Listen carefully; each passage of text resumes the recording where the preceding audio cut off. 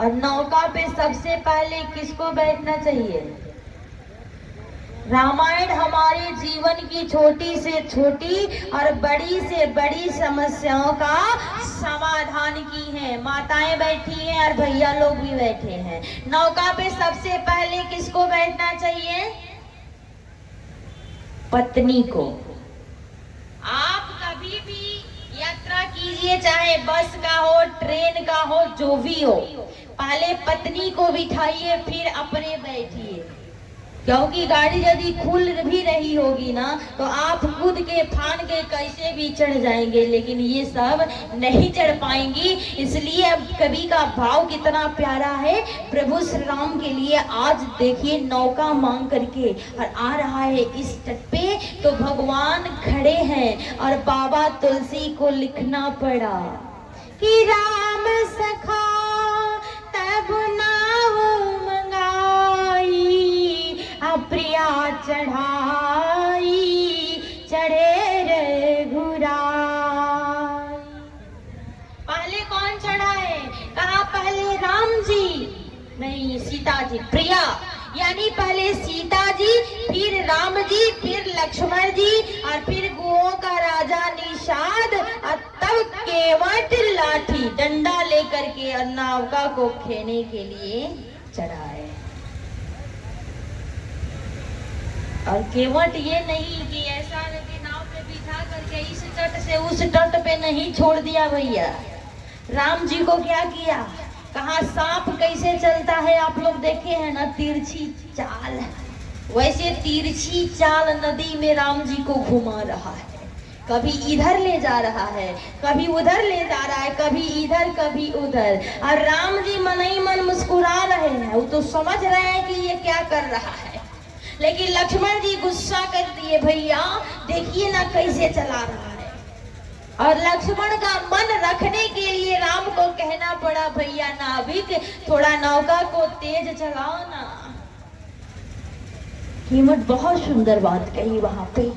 कीमत बोला, रघुनंदन हम जैसे मानव को आप 84 का चक्कर कटाते हो तो तेरा मन नहीं भरता है, और हमने क्या छोटी सी नदी तुम्हें पार करने में विलंब कर दी कि तेरा मन उब गया। रघुनंदन ये क्या का न्याय है? हमारे जैसे नाविक पे आपको दया करनी चाहिए, और हम जैसे जीवों को 84 के चक्कर कटाते हैं तब तो मन नहीं भरता है। अब बोलिए इसके आगे राम जी कुछ बोल पाए होंगे? कहे नहीं नहीं, जैसे मन करे वैसे चलाओ, लेकिन हमको उस पार पहुंचा दो। कहा तो ठीक है, बैठे रहिए। और जो ही नौका नदी के बीचों बीच में आई कि माँ गंगे अपने पति विष्णु के अवतार राम के चरण को स्पर्श करने के लिए विकल हो गई, व्याकुल हो गई। अपनी पूरे वेग के साथ चाहती है कि राम के चरण को स्पर्श कर लो, तब तक सावधान कर दिया केवट, है गंगे सावधान हो जाओ, तुम नहीं जानती कि ये केवट अपने नौका पर किसको बिठाया है। जैसे वासुदेव जी कृष्ण भगवान को लेकर के यमुना नदी पार कर रहे थे, तो माता यमुना अपने पति कृष्ण के चरण स्पर्श करने के लिए क्या दशा की थी वासुदेव जी की, आप लोग जानते हैं। जब तक चरण स्पर्श नहीं की तब तक शांत नहीं हुई। उसी प्रकार से गंगा जी आज अपने पूरे वेग के साथ उतावली हो रही है कि कब राम का चरण स्पर्श कर लो। इसी बीच में केवट बोल पड़ा कि मेरे नैया में पालन हार गंगा मैया धीरे बहो। और एक बात बता दूं, राम जी नौका पर चढ़ तो गए हैं, लेकिन इन्हें नौका पे बैठे बैठे मन नहीं लग रहा है। मन कहाँ है? कहा कि नाविक पहले ही कह चुका है, यही प्रतिपालहु सब परिवारू और नहीं जानो कछु और कबारू। हे राम, कोई दूसरा काम धंधा नहीं जानता, इसी के माध्यम से मैं सब कुछ करता हूँ। राम जी को चिंता सता रही है कि भैया केवट को मैं उत्तराई क्या दूंगा। इधर मन ही मन केवट का सोच रहा है कि केवट ने कहा रघुराई से उतराई न लूंगा हे भगवन। केवट ने कहा रघुराई से उतराई न लूंगा हे भगवन। हे प्रभात्मा मैं आपसे उतराई नहीं लूंगा। मन ही मन केवट सोच रहा है कि राम से मैं उतराई नहीं लूंगा, और इधर मन ही मन राम जी सोच रहे हैं कि मैं केवट को उतराई क्या दूंगा। और केवट सावधान कर रहा है मैया गंगा को कि मेरे नैया में पालनहार गंगा मैया धीरे बहो, मेरे नैया में सीताराम गंगा मैया धीरे बहो। कि कहाँ जाली गंगा कहाँ जाल नैया, कहाँ जाली गंगा कहाँ जाल नैया, कहाँ जाले सीताराम गंगा मैया धीरे बहो, मेरे नैया में तारन हार गंगा मैया धीरे बहो।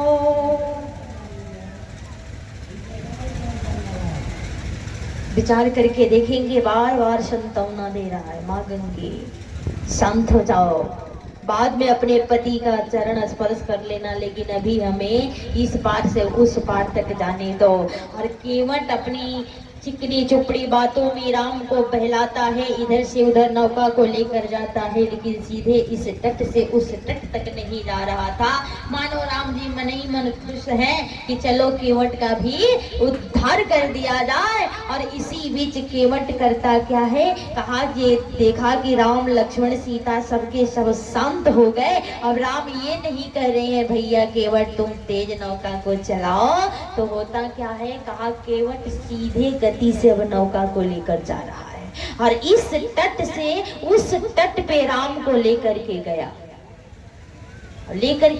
तो इधर राम जी के लिए नौका मंगाया गया, तो प्रिया चढ़ाई चढ़े रघुराई, यानी सीता को चढ़ा करके तब रघुनंदन चढ़े हैं। लेकिन जब केवट नौका को ला करके इस तट से उस तट पे रोका, तो सबसे पहले नौका से कौन उतरा है, कहा कि उतरी ठाड़ भय सुरसरी रेता, सीय राम गुहा लखन समेता। कौन कौन उतरा है, कहा सबसे पहले सीता जी सिया, तब राम जी सिया राम, तब गुह कुहों का राजा निषाद, तब लक्ष्मण जी, तब केवट उतरी दंडवत कीना, तो प्रभु ही संकोचे यही नहीं गए छुदीना। जिसका नाम विशंभर है, जो सारे विश्व का पालन पोषण करता है, आज भगवान पहली बार सकुचा गए, लज्जित हो गए कि प्रभु ही सकुच यही नहीं कछु। तब तक हमारी माता सीता जी अपने पति राम के मन की गति को समझ ली कि हमारे पति के पास उतराई देने के लिए कुछ नहीं है, इसलिए हमारे पति जी सकुचा रहे हैं, इसीलिए हमारे पति जी केवट के समक्ष खड़े हैं और सर नीचा कर लिए हैं। कुछ तो करना पड़ेगा। तो हमारी मैया क्या की, कहा अपने हाथ से मुदरी निकाली कि पिया हिया किया सिया जानी निहारी, मड़ी मोदरी मन मोदी देवता, ले उतराई तकेवट चरना गहे अकुला। केवट अकुला गया, व्याकुल हो गया और भगवान राम के चरण को पकड़ लिया। हम और आप होते तो पता नहीं क्या क्या मांग लेते, लेकिन धन्य हो केवट। केवट कहा, नाथ बहुत काल से मैं ये मजदूरी करते हुए आ रहा हूँ, लेकिन आज जो भरपूर मजदूरी मुझे मिली है वो कभी मुझे नहीं मिली थी। कि बहु मजदूरी आज दीन विधि बन बनी भोरी। बहुत दिन से मजदूरी कर रहा, लेकिन आज भरपूर मजदूरी मिला है। हंस रहा हूँ कि आपको इतना तो पता होना चाहिए ना कि एक जाति के लोग, एक धंधा वाले लोग एक दूसरे से लेन देन नहीं करते हैं। कहा कि एक धंधा वाले एक दूसरे से लेन देन नहीं करते होंगे, एक जाति वाले एक दूसरे से लेन देन नहीं करते होंगे, लेकिन मेरा और तेरा क्या रिश्ता है? कहा यही कि आप भी मल्लाह हैं और हम भी मल्लाह हैं, यानी आप भी केवट हैं और हम भी केवट है। अभी कहाँ से इसको पता है? कहा उधर जो लक्ष्मण जी से और निषाद का संवाद चल रहा था कि राम जी मल्लाह हैं, तो ये केवट सुन रहा था। आई सुन लिया और अपने से तुलना दे रहा है, कह रहा है कि नाई से न नाई लेत, धोबी से न धोबी लेत, दे के मजदूरिया ये जाति ने बिगाड़िए।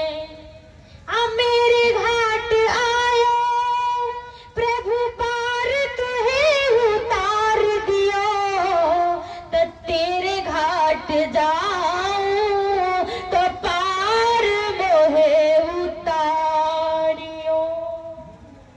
क्या मांगा रघुनंदन? आप अपने नंगे पांव से चल करके इस घाट तक आए तो मैं आपको एक छोटी सी नदी पार करा दिया, तो किसी न किसी दिन इस नश्वर शरीर का परित्याग करके ये केवट भी आपके धाम को आएगा। तो मुझे 84 का चक्कर मत कटाना, हे रघुनंदन मुझे भी पार कर देना और मेरा भी उद्धार कर देना। तो धन्य हो केवट। हमारे भरत भैया को भी राम जी का चरण नहीं, राम जी का चरण पादुका मिला है।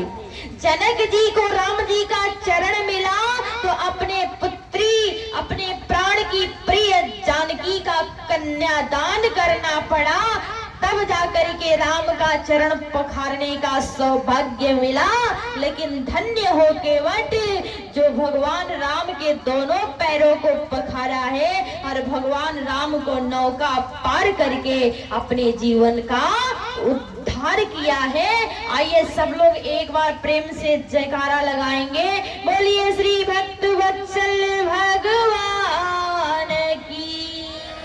और समय भी हो गया, 9 बज गया, तो आइए 2 बार कीर्तन, उसके बाद बाड़ी को विराम।